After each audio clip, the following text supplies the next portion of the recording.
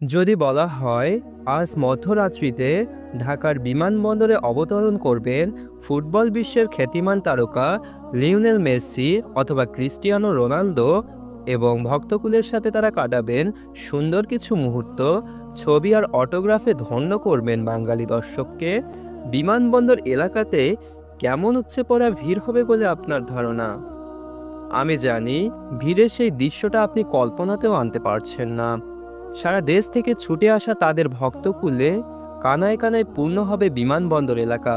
তাদের প্রায় সকলের গায়ে থাকবে খেলোয়াড়দের জার্সি, কারো হাতে ফুটবল এবং অনেকের গায়ে লেপ্টে থাকবে উক্ত খেলোয়াড়দের দেশ অথবা ক্লাবের পতাকা। প্রিয় মানুষটাকে মুগ্ধ করতে আয়োজনের কোনো কমতি কোথাও পরিলক্ষিত হবে না।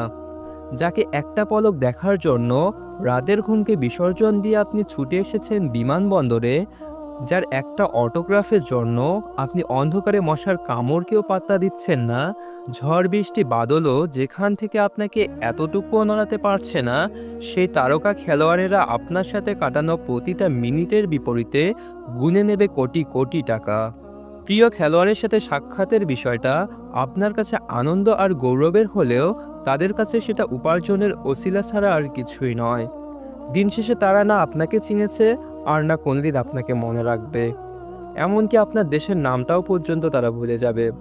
যারা আপনাকে কোনোদিন চিনেনি, কোনোদিন চিনবে না এবং যাদের কাছে আপনি নিতান্তই অর্থ উপার্জনের একটি অছিলা, তাদেরকে এক পলক দেখার জন্য জীবনের গুরুত্বপূর্ণ সময় ব্যয়ে আপনার মাঝে কোনো দুঃখবোধ নেই।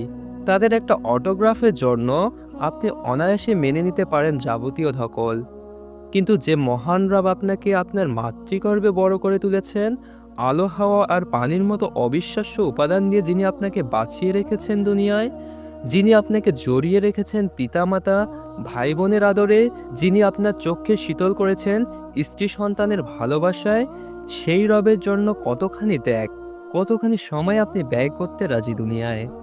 প্রতিটা রাতের শেষ প্রহরে যখন আপনার রব দুনিয়ার নিকটতম আসমানে এসে আপনাকে ডাকেন, তার আহ্বানে সাড়া দিতে আপনি কি কখনো আগ্রহ দেখিয়েছেন?